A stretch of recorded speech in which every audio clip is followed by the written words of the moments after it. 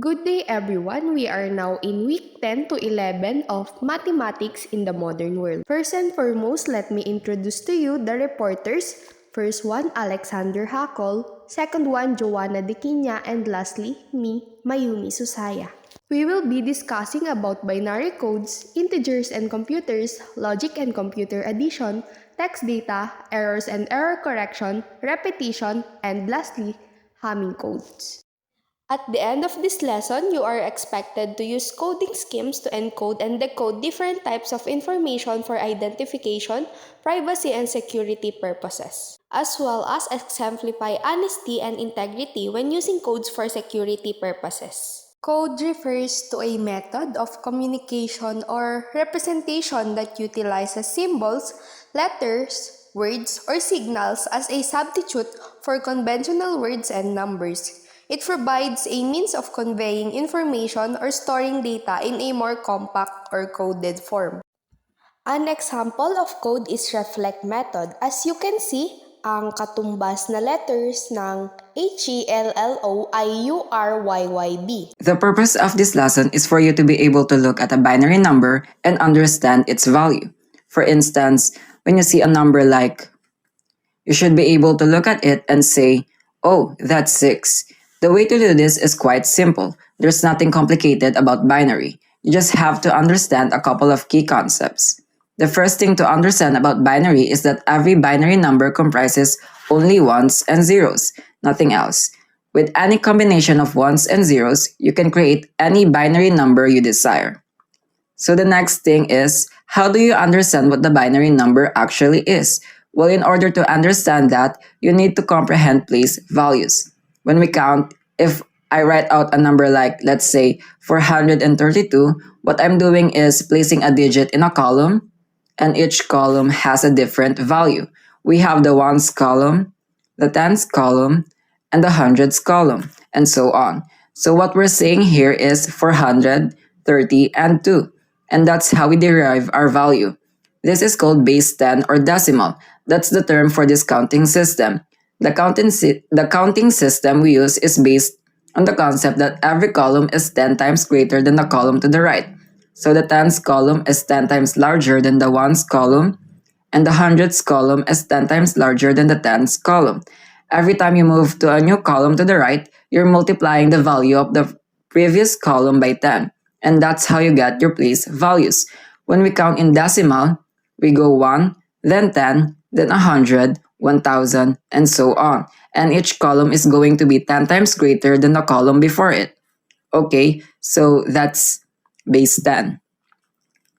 Binary is base 2. What that means is that rather than each column being 10 times greater than the column to the right, it's going to be 2 times greater. In other words, it's going to be double. It's going to be twice as big.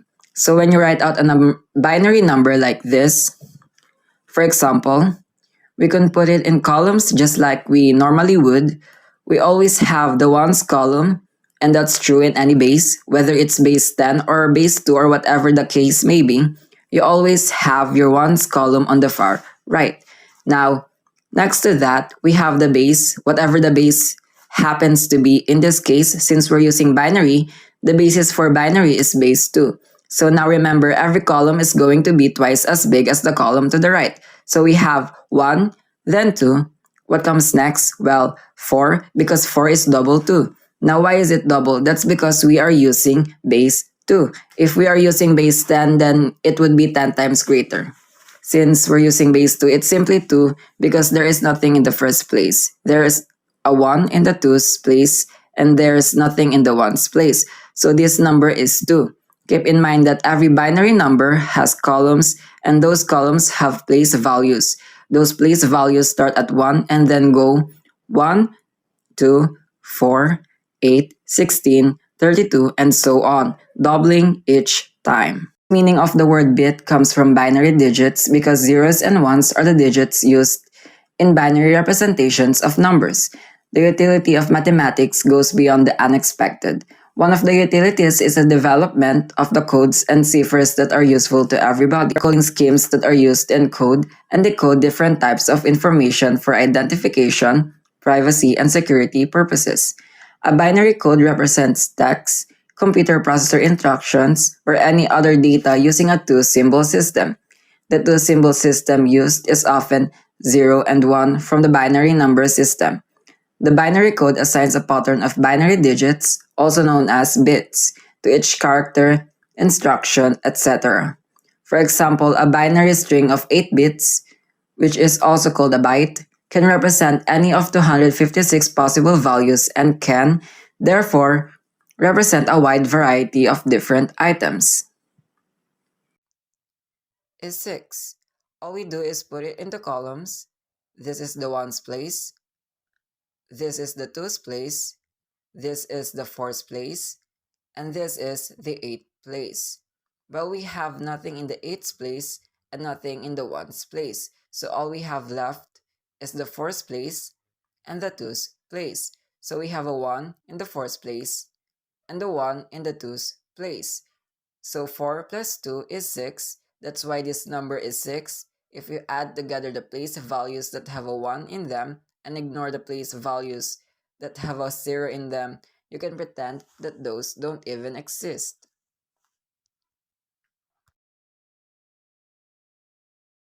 Eight, 16, 32, 64, and 128.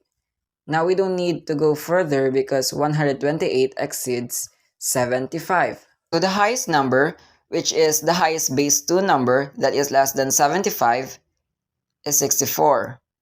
So we're going to start with 64. In this video, I'm going to show you two ways to convert a decimal number into a binary number. The first half of the video will focus on the subtraction method, and the second half will focus on successive division. So I'm going to show you both ways, and then you can pick and choose which method you prefer now once you have your first number, which is 64 in this case. Let's subtract 75 by 64, and so that will give us 11. Now, the highest number that's under 11 is 8. 16 exceeds 11, so we can't use that. So let's put 8 here. And then let's subtract 11 by 8. 11 minus 8 is 3. And so the next highest number just under 3 is 2. And so let's put a 2 here. And then 3 minus 2 is 1. And so the next highest number is a 1. And we could stop here because if you add these numbers, 64 plus 8, that's 72. 72 plus 2 is 74. 74 plus 1 is 75. These four numbers add up to 75. Now once you have that, you can begin to write the numbers in binary. So because we have a 64, we're gonna put a 1. We don't have a 32, so let's write a 0. We don't have a 16. We do have an 8, so let's put a 1. We do not have a 4, so let's put a 0. But we do have a 2 and a 1, so 75 is equal to 1001011. And that's one simple way you can convert a decimal number into binary. The second method involves successive division. So let's go over the first example that we did using the second method. This allows us to confirm our answer. So in the first example, we said that 75 is equal to the binary number 1001011. Let's confirm that using successive division. So here's what we need to do. Start with 75 and divide by 2. 75 divided by 2 is 37.5. So what this means is that it's 37 with a remainder of 1. Now take 37 and then divide that by 2. So 37 divided by 2 is 18.5. So that's 18 with a remainder of 1. Then take 18 and divide by 2. 18 divided by 2 is exactly 9 with no remainder, or remainder is 0. And then 9 divided by 2 is 4.5. So we say it's 4, remainder 1. And then 4 divided by 2 is exactly 2. So it's 2, remainder 0. And then 2 divided by 2 is exactly 1. So 1, remainder 0. And then finally, 1 divided by 2, that's basically 0.5. So we could say it's 0, remainder 1. And then we can stop here. So at the bottom, you have the MSB, or the most significant bit. And at the top, you have the LSB, or the least significant bit. Now, the way you read it is from the most significant bit to the least significant bit. So basically, from the bottom to the top, look at the numbers that we have. We have 1001, which is basically the number that we have here. Integers are commonly represented in a computer as a group of binary digits. The size of the grouping varies, so the set of integer sizes available varies between different types of computers. Computer hardware nearly always provides a way to represent a processor register or memory address as an integer. Value and representation of integers in computers. The value of an item with an integral type is the mathematical integer that it corresponds to. Integral types may be unsigned, capable of representing only non-negative integers, or signed, capable of representing negative integers as well. An integer value is typically specified in the source code of a program as a sequence of digits, optionally prefixed with plus or minus. The internal representation of this datum is the way the value is stored in the computer's memory. The most common representation of a positive integer is a string of bits. Using the binary numeral system, an integral type with the n bit can encode 2 to the power of n numbers. Other encodings of integers values to bit pattern are sometimes used, for example, binary coded decimal or Greek code, or as printed character code such as ASCII or ASCII. Computer logic involves the fundamental operations and mechanisms upon which computers operate, process data, and execute instructions. For instance, one of the essential operations in computer logic is binary addition. Computers use a binary number system which consists of only two digits, which is 0 and 1. Binary addition follows the rules of arithmetic but is specifically designed for these two digits.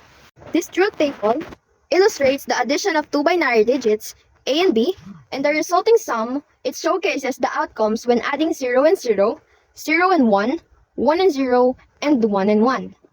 In binary form, the last row, where both digits are 1, results in a sum of 10 in binary, which is written as 2 in decimal notation. Text data. The text data type within a database system is designed to store a wide range of textual information. It accommodates various types of text, including both single byte and multi-byte characters supported by the local settings. This versatility allows it to handle texts in different languages and character encodings. An example of this would be a database might use a text type to store lengthy articles or essays, while a byte type could be employed to store binary data like images or multimedia files. The text column theoretically can store up to 231 bytes of data. However, the actual storage size might be restricted by available disk space or system configuration. A table can have a maximum of 195 columns declared as text data types. This restriction also applies to byte data types within the same table. This limit helps maintain database performances and efficiency by regulating the number of this expansive data types within a single table. When it comes to managing and manipulating text data in the database, text values can be stored within a column, retrieved, updated, or deleted just like any other data type in the database.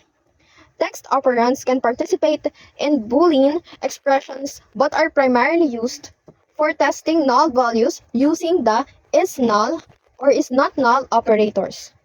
For instance, Checking in a text field is empty or contains data. Load rows in the database or update fields with text data, several methods are available. Using utilities like dbload or onload. Employing SQL statements such as load in DB access.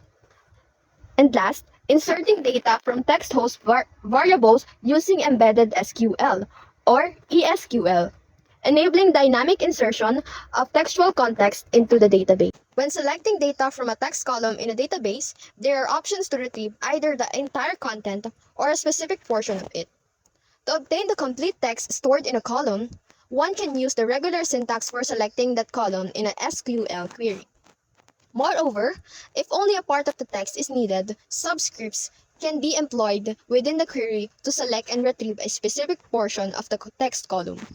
This allows for extracting particular segments of textual data based on defined criteria.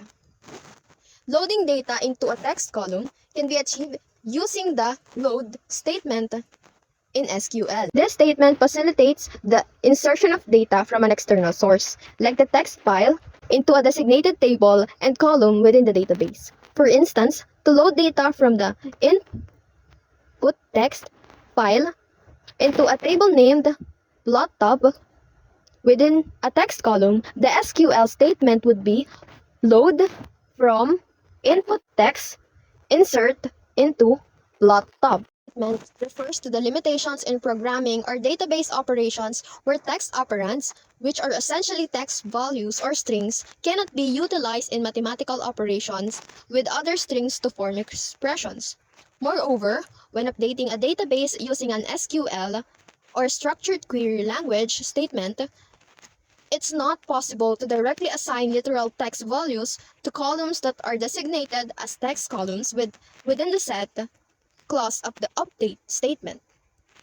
These values cannot be used in any of the following ways: with aggregate functions, with the in clause, with the matches, or like clauses, with the group by clause, and lastly, with the order by clause. In some instances, the received data may differ from the original data, leading to mismatch known as an error. Since we are in modern days, our means of communication is social media. So, ang example po ng error ay kapag ang input data natin ay iba sa na-receive na data or yung output data. For example po ay autocorrection. So, this one po yung nasa screen. So, ang akala ng sender ay na-send niya ay castle, pero dahil sa autocorrection ay nagkaroon ng mismatch or error, kaya naman ang na-receive o ang na-send niya ay casket. Data errors during transmission can result in the loss or corruption of crucial and secure information. Digital systems commonly transfer data through bit transfer, where information is conveyed using binary digits, zeros, and ones. Iyon po ang na-discuss ni Mr. Hakol. So, in this situation po ay nagkakaroon ng switching ng position between 0 and 1. Bit error is when 1 is changed to 0 or 0 to 1. So, these are situation wherein ang input data ay 1 but ma-change siya sa 0. And vice versa, kung 0 naman ang input data, nagiging 1 naman yung output data. So, nagkakaroon ng error. There are 3 types of errors. First one, single bit errors. Second one, multiple bit errors. And lastly, burst errors. A single bit error involves the alteration of single binary digit, 0 or 1, within the entire sequence of transmitted data. This type of error is typically associated with parallel communication where multiple bits are sent simultaneously on separate lines. In parallel communication, since data is transferred bitwise in a single line, there's possibility of that line being affected by noise or interference leading to a single bit error. As we can see, from the source, it's 01001, but ang na-receive ng receiver ay 01011. So, yung 0 is na-change sa 1. A multiple bit error involves the simultaneous alteration of 2 or more binary digits or bits within the transmitted data sequence from the sender to the receiver. Unlike single bit errors, multiple bit errors can occur in both serial and parallel communication systems, affecting multiple bits either in a single line or serial or across multiple lines simultaneously parallel. A burst error involves the alteration of a consecutive set of bits within the transmitted data sequence. In burst errors, you identify the error from 4th bit to 6 bits. In this context of burst error, this means that the error spans from the 4th bit to the 6th bit in the sequence, indicating a specific range of affected bits. Burst errors commonly occur in serial communication systems, and their consecutive nature makes them challenging to address and correct due to the clustered impact on multiple bits. Error detection is the method of identifying errors within the data transmitted from a sender or transmitter to a receiver. This is crucial for ensuring the integrity of the data. Error detection involves incorporating redundancy codes into the transmitted data. These codes are additional bits added to the original data during transmission. The redundancy codes are appended to the data as it's sent from the information source. These codes provide extra information that aids in error detection when the data reaches its destination. There are 4 types of error detection: parity checking, cyclic redundancy check or CRC, longitudinal redundancy check or LRC, and lastly checksum. But we will focus only in parity checking. But even if we will only focus on parity checking, let me give you some background about the 4 types of error detection.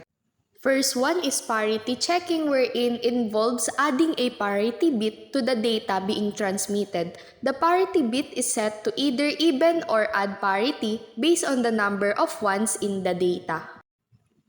Next one is cyclic redundancy check or CRC, wherein it uses polynomial division to generate a CRC code at the sender.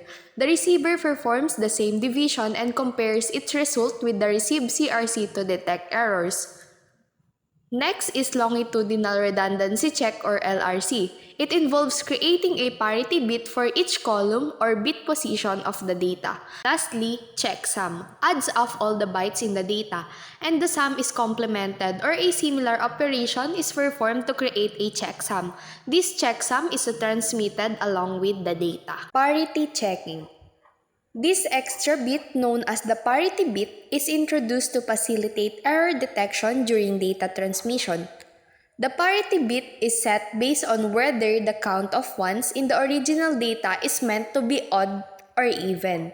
This count is determined before incorporating the parity bit. The inclusion of the parity bit alters the overall size of the data string. The size change is typically by 1 bit, as the parity bit is added to the original data for error detection purposes. However, parity checking can only detect errors, not correct them. It's a simple and commonly used method for basic error detection in communication system and memory storage. Parity check is also called as vertical redundancy check or VRC. There are also 2 types of parity check, which is even parity and odd parity. If the data has an even number of ones, the parity bit is 0. If the count of ones in the original data is even, such as in the sequence 100001, the parity bit is set to 0. If the data has an odd number of ones, the parity bit is 1. Conversely, if the count of ones in the original data is odd, as in the sequence 10010001, the parity bit is set to 1. In this way, the parity bit ensures that the total numbers of ones is either even or odd, allowing the receiver to detect whether an error occurred during transmission. On the other hand, if the data has an even number of ones, the parity bit is 0. In the sequence 100001, where there are 2 ones, an even number, the parity bit is set to 0. If the data has an odd number of ones, the parity bit is 1. In the sequence 10010001, where there are 3 ones, an odd number, the parity bit is set to 1. Another example. Even parity example wherein the original data is 11000101. The parity bit to make the total count of one events is 0, while the transmitted data is 11001010. As we can see, yung original data ay odd number at napalitan siya na naging even siya, kaya naman the even parity check will pass. Odd parity example. Original data is 10111010. The parity bit to make the total count of one's odd is 1. So the transmitted data is 10110101. If an error occurs, changing an even number of bits including the parity bit, the total count of ones will remain odd and the odd parity check will pass. The circuit responsible for adding a parity bit to the data at the transmitter is commonly referred to as a parity generator. This circuit processes the input data and calculates the appropriate parity bit based on the predetermined rules, even or odd parity. The resulting data now, including the added parity bit, is then transmitted to ensure error detection capabilities at the receiver end. On the other hand, the circuit designed to verify the parity at the receiver is commonly known as a parity checker. This circuit examines the received data, including the parity bit, and compares it with the expected parity, either even or odd. If there is a mismatch, the parity checker signals a potential error in the transmitted data, prompting further investigation or error correction measures. Repetition is used in coding primarily for error detection and correction. The idea is to send the same piece of information multiple times to increase the chances of accurate transmission. This is especially important in communication systems where noise, interference, or errors during transmissions can occur. The formula is 2r plus 1. For example, the given is 001 and r equals to 3. So we substitute 2 multiplied. The formula is 2r plus 1. The given is 001 and r is equals to 3. From the given formula, 2r plus 1, the value of r is equals to 3. So when we substitute, 2 multiplied by 3 plus 1 is equals to 7. That's why ang kinalabasan ay 001, 001, 001, 001, 001, 001, 001 dahil nag-repeat ito ng 7 times. The Hamming code was devised by R.W. Hamming, a mathematician and computer scientist, to enhance error detection and correction in digital communication.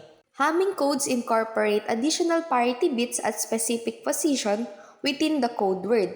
These parity bits contribute to the error detection and correction capabilities of the code. The positioning and values of the redundancy bits in the Hamming code are determined by their relation to the data bits. This relationship allows for the detection and correction of errors in the transmitted data.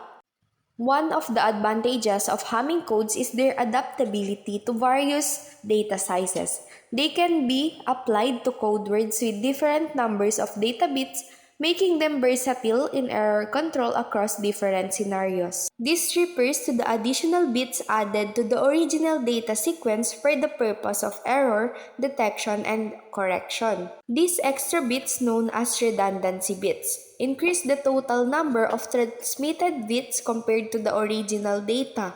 Redundancy bits are introduced to provide a level of redundancy or extra information.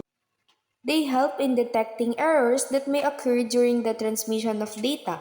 By analyzing these redundancy bits at the receiving end, errors can be identified.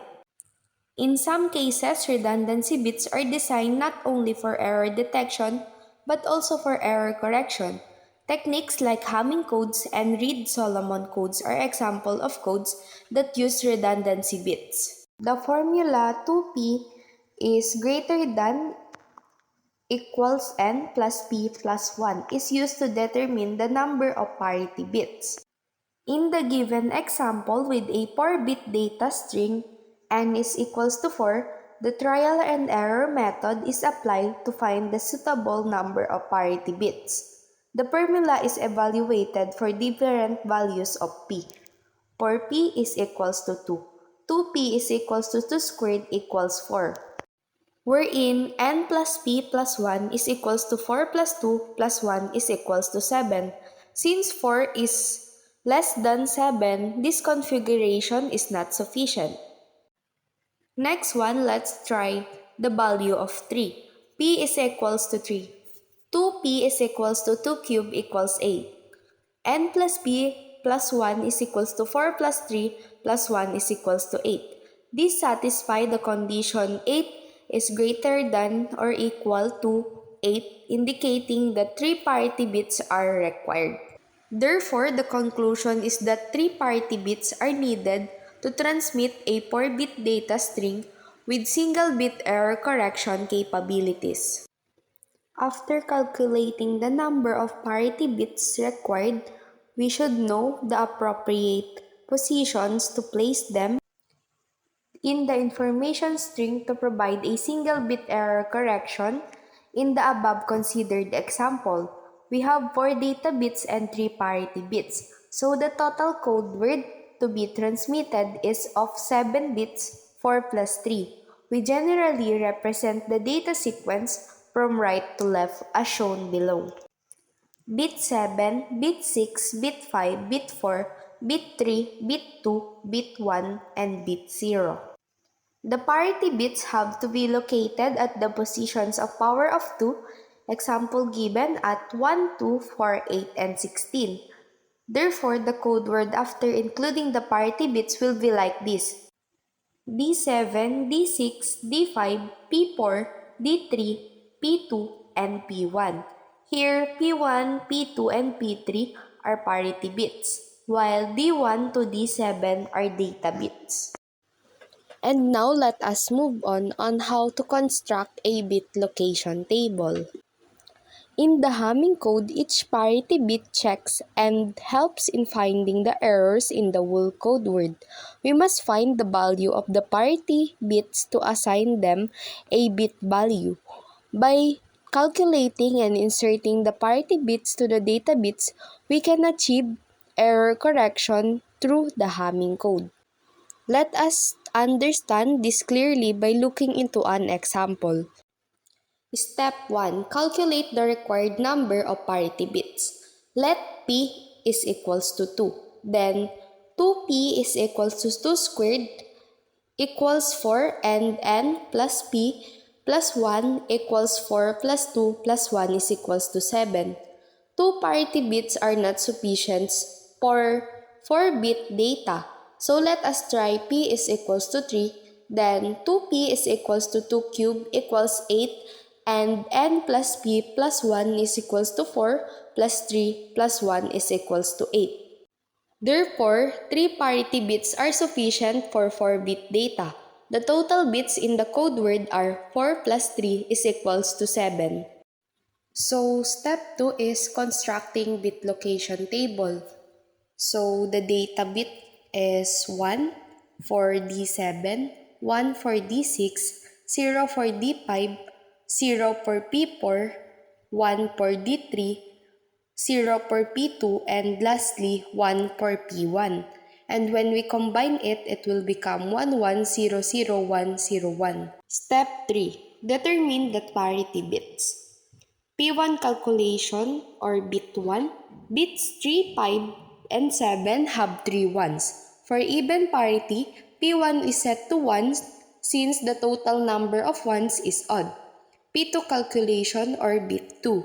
Bits 3, 6, and 7 have 2 ones. For even parity, P2 is set to 0 since the total number of ones is even. P3 calculation or bit 4. Bits 5, 6, and 7 have 2 ones. For even parity, P3 is set to 0 since the total number of ones is even. The calculated parity bits P1, P2, and P3 are inserted to their respective positions. The resulting code word is 1100101 with the parity bits included. I hope you learned something from us today. Thank you for listening.